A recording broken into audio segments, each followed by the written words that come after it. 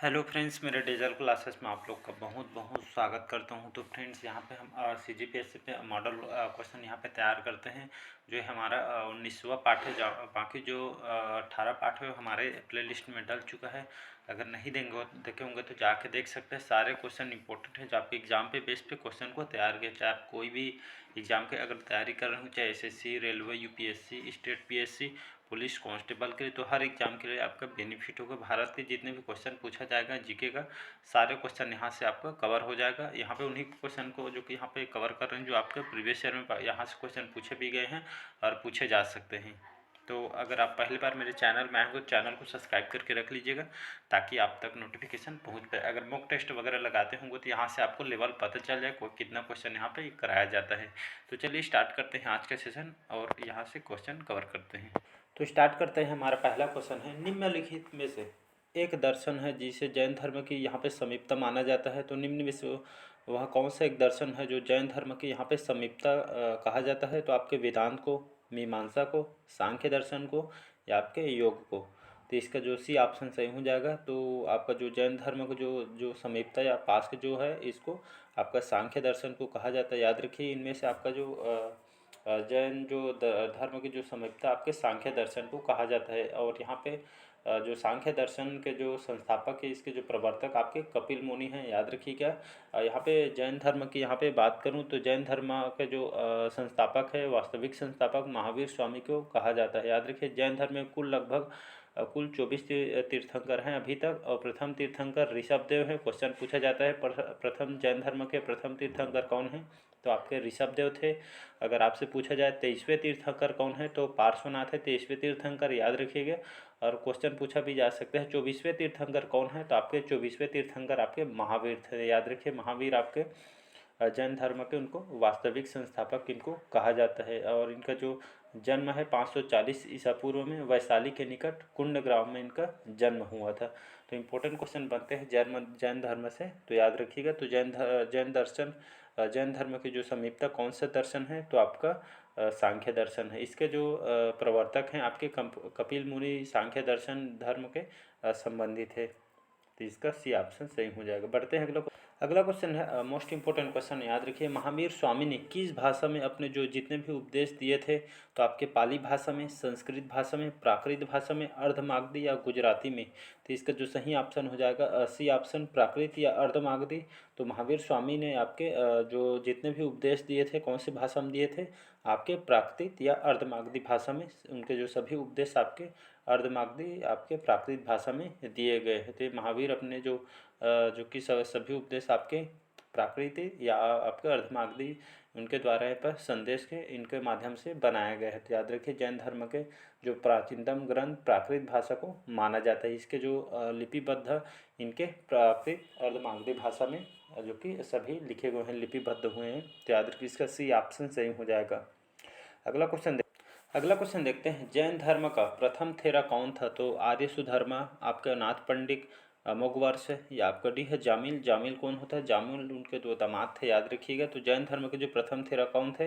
तो आर्य सुधर्मा था। याद रखिए, आर्य सुधर्मा था जो कि अकेला गंधर्व था, जो महावीर की मृत्यु के बाद भी वह जीवित रहा था। लगभग जैन धर्म में दो भागों में विभाजित हुआ। आपके श्वेतांबर जो कि इन लोग सफ़ेद कपड़े पहनते थे, और दूसरा है आपका दिगंबर जो नग्न अवस्था में रहते थे। तो याद रखिएगा, जो जैन धर्म के जो प्रथम थे आपके आर्य सुधर्मा को कहा जाता है। तो इसका फर्स्ट ऑप्शन सही हो जाएगा। बढ़ते हैं अगले क्वेश्चन तरफ। अगला क्वेश्चन देखते हैं, बुद्ध के उपदेशों के अंतर्गत क्या है? 10 शील, मध्यमा प्रतिपदा, अष्टांगिक मार्ग या उपरोक्त सभी। तो इसका डी ऑप्शन सही हो जाएगा। उपयुक्त सभी जो बुद्ध के उपदेश द्वारा इनको दिया गया है।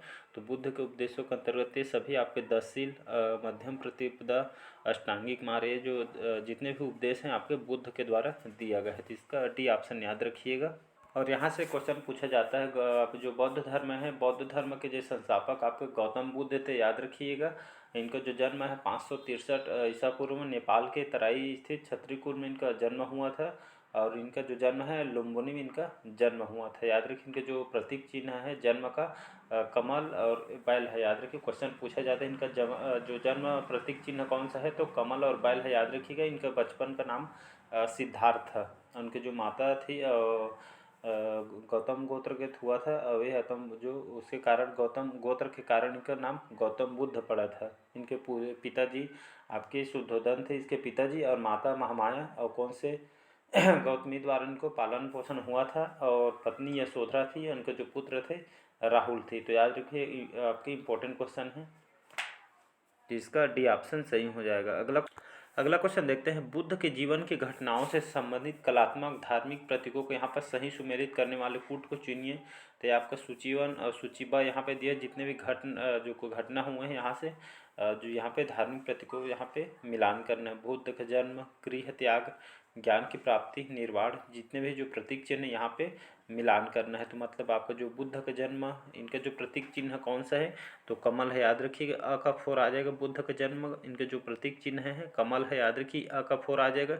इसके बाद देखते हैं गृह त्याग। गृह त्याग का इनका चिन्ह क्या है, तो गृह त्याग का आपका घोड़ा हो जाएगा, याद रखिए। गृह त्याग का जो घटना जो कलात्मक प्रतीक है आपके घोड़ा है, तो मतलब आपका ब का 3rd आ जाएगा। इसके बाद देखते हैं ज्ञान की प्राप्ति कहाँ हुई थी, तो वृक्ष के इनके वृक्ष के पेड़ के नीचे इनका ज्ञान की प्राप्ति। अगर आपसे क्वेश्चन पूछ दिए कौन से वृक्ष के सामने इनको जो कि ज्ञान की प्राप्ति हुई थी, तो याद रखिएगा निरंजना नदी के तट पर आपके जो बोधि जिसके पीपल वृक्ष है, तो पीपल वृक्ष के नीचे ज्ञान की प्राप्ति इनको हुआ था। तो यहाँ से क्वेश्चन पूछे भी जाते हैं, तो याद रखिएगा। तो ज्ञान प्राप्ति वृक्ष के इनका प्रतीक चिन्ह है। इसके बाद निर्वाण की प्राप्ति कहाँ हुई थी, तो इसका आपके पद चिन्ह के कारण इनका निर्वाण हुआ था। तो इसका जो सही मैचिंग हो जाएगा, अ का 4, ब का 3, स का 2 और द का 1 हो जाएगा। इसी तरह इसका बी ऑप्शन सही हो जाएगा, याद रखिएगा। तो इसका बी ऑप्शन करेक्ट हो जाए। यहाँ से इंपॉर्टेंट क्वेश्चन जितने भी मैं क्वेश्चन करा रहा हूँ सारे इंपॉर्टेंट है, आपके एग्जाम में क्वेश्चन पूछे जाते हैं। अगला क्वेश्चन देखते हैं, शेख अहमद सरहिंदी जो नामक संत है, एक किस सूफी सिलसिले से संबंधित है, तो आपके चिश्ती संप्रदाय, सुहरावर्दी, कादरी, नक्शबंदी संप्रदाय। तो इसका सही ऑप्शन हो जाएगा डी ऑप्शन, नक्शबंदी संप्रदाय। तो याद रखिए जो शेख अहमद जो सरहिंदी नामक जो संत है आपके नक्शबंदी सूफी सिलसिले से संबंधित है। तो इसका डी ऑप्शन याद रखिए, इंपॉर्टेंट क्वेश्चन है। बढ़ते हैं अगला क्वेश्चन देखते हैं, किस मुगल शासक ने सर ए अकबर नामक कृति तैयार कराया था, तो अकबर ने, अबुल फजल ने, औरंगजेब ने, या दारा शिकोह ने। तो दारा शिकोह जो एक मुगल शासक थे, इन्होंने सर ए अकबर जो नामक कृति इनके द्वारा कराया गया था।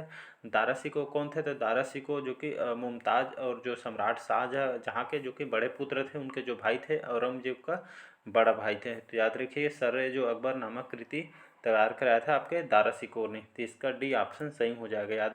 अगला क्वेश्चन देखते हैं, निम्नलिखित कौन एक 1857 की क्रांति में प्रतिभागी नहीं था, तो बख्त खां, तात्या टोपे जी, खान बहादुर खां और आपका मनमथ नाथ गुप्त। तो इसका डी ऑप्शन सही हो जाएगा। तो इनमें से एक जो 1857 की क्रांति हुई थी, इसमें आपके जो बख्त खां, तात्या टोपे जी, खान बहादुर खां, ये तीनों आपके 1857 की क्रांति के प्रमुख प्रतिभागी थे। लेकिन आपके जो मनमथ नाथ गुप्त थे 1857 की क्रांति के प्रतिभागी में हिस्सा नहीं लिए थे। तो इसका डी ऑप्शन नहीं थे पूछा है, तो इसका डी ऑप्शन सही हो जाएगा।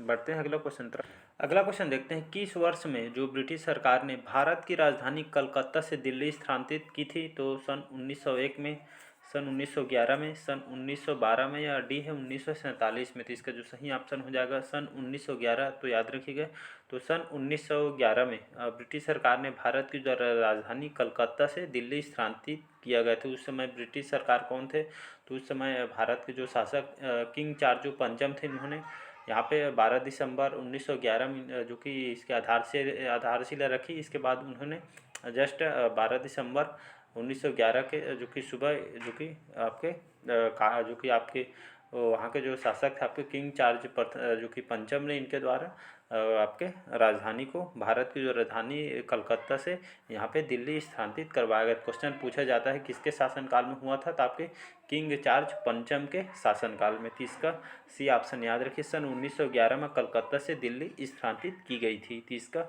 बी ऑप्शन सही हो जाएगा। तो बढ़ते हैं अगला क्वेश्चन देखते हैं, सन 1915 में किस भारतीय देशभक्त ने काबुल में भारतीय गणतंत्र की सरकार की स्थापना की थी, तो रासबिहारी घोष ने, महेंद्र प्रताप, सुभाष चंद्र बोस या स्वामी विवेकानंद जी ने। तो इसका जो सही ऑप्शन हो जाएगा बी ऑप्शन महेंद्र प्रताप। तो याद रखिए कि सन 1915 में आपके जो महेंद्र प्रताप थे, जो कि भारतीय देशभक्त थे, इन्होंने काबुल में भारतीय गणतंत्र की सरकार की स्थापना की। और जो महेंद्र प्रताप सिंह जो कि स्वतंत्रता संग्राम सेनानी थे, याद रखिए इन्होंने 1915 में जो कि काबुल में भारतीय गणतंत्र की सरकार की स्थापना की थी। तो इसका बी ऑप्शन सही हो जाएगा। बढ़ते हैं अगला क्वेश्चन तरफ।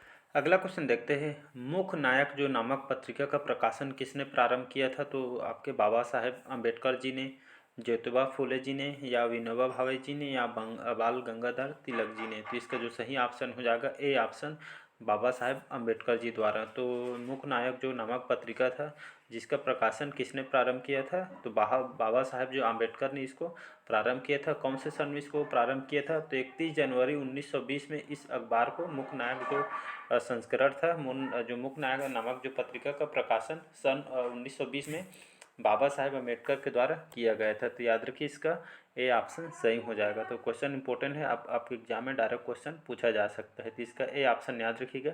इस पत्रिका का प्रकाशन किसके द्वारा किया गया है? तो अम्बेडकर जी द्वारा किया गया है। तो इसका ए ऑप्शन सही हो जाएगा। बढ़ते हैं अगला क्वेश्चन। अगला क्वेश्चन देखते हैं, किसने कहा था नेहरू देशभक्त है और जिन्ना एक राजनीतिज्ञ है?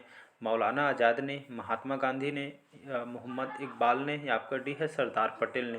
तो इसका सही ऑप्शन हो जाएगा मोहम्मद इकबाल। तो याद रखिए इनके द्वारा नेहरू देशभक्त है और जिन्ना एक राजनीतिज्ञ है, तो एक इनके द्वारा कहा गया है, तो आपके मोहम्मद इकबाल के द्वारा किया गया है। तो इसका सी ऑप्शन सही हो जाएगा। अगला क्वेश्चन देखते हैं, सन 1932 में स्थापित हरिजन सेवक संघ का अध्यक्ष कौन था? तो महात्मा गांधी, बाबा साहेब अम्बेडकर जी, सी है घनश्याम दास बिरला जी, या डी है आपके जवाहरलाल नेहरू जी। तो इसका जो सही ऑप्शन हो जाएगा सी ऑप्शन घनश्याम दास बिरला जी, जो एक जाने माने उद्योगपति थे। तो सन 1932 में स्थापित हरिजन सेवक संघ का अध्यक्ष जो कि किसको बनाया गया था अध्यक्ष? तो घनश्याम दास बिरला जी को बनाया गया था। तो याद रखिएगा सन 1932 में स्थापित किया था हरिजन सेवक संघ। तो घनश्याम जो उद्योगपति थे जिसके अध्यक्ष आपके घनश्याम दास बिरला जी को बनाया गया था। इसके जो सचिव बनाया गया था अमृतलाल विट्ठल दास ठक्कर को इसके सचिव बनाया गया था। जिसका जो मुख्यालय बनाया गया था आपके दिल्ली को इसका मुख्यालय बनाया गया था।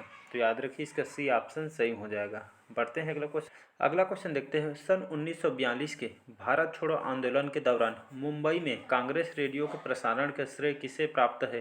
तो जयप्रकाश नारायण जी को, अरुणा आसफ अली को, मौलाना आज़ाद को, या डी है उषा मेहता को? तो इसका डी ऑप्शन सही हो जाएगा। तो सन 1942 में भारत छोड़ो आंदोलन के दौरान मुंबई में आपके जो मुंबई में कांग्रेस रेडियो प्रसारण के लिए का श्रेय किसे प्राप्त है? तो आपके उषा मेहता को प्राप्त है। याद रखिएगा इंपॉर्टेंट क्वेश्चन है।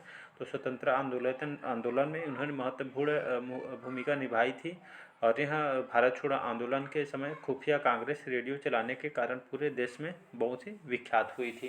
तो इसका डी ऑप्शन याद रखिएगा उषा मेहता को। अगला क्वेश्चन देखते हैं, बौद्ध धर्म के त्रिरत्न की अवधारणा के अंतर्गत निम्नलिखित क्या सम्मिलित नहीं है? तो बुद्ध, धम्म, निर्वाण, और डी है आपका संघ। तो इसका सही ऑप्शन हो जाएगा आपका सी ऑप्शन निर्वाण। तो बौद्ध धर्म के त्रिरत्न के अवधारणा में अंतर्गत जो आपको किसको शामिल नहीं किया गया था? तो आपके निर्वाण को सम्मिलित नहीं किया है आपके त्रिरत्न में। जो त्रिरत्न है, तीन रत्न बौद्ध धर्म के जो कि सबसे महत्वपूर्ण अंग इसको माना जाता है। इन त्रिरत्नों पर ही बौद्ध धर्म बहुत ही आधारित थी। तो त्रिरत्न में आपका बुद्ध, धम्म और संघ इसको शामिल किया गया था। बाकी जो निर्वाण है इसको आपको बौद्ध धर्म में सबसे महत्वपूर्ण अंग में इसको शामिल नहीं किया है। यहाँ से क्वेश्चन पूछा जाता है, तो याद रखिए। अगला क्वेश्चन देखते हैं, बुद्ध द्वारा दिए गए 4 आर्य सत्य किसमें यहाँ सीधे संबंधित है?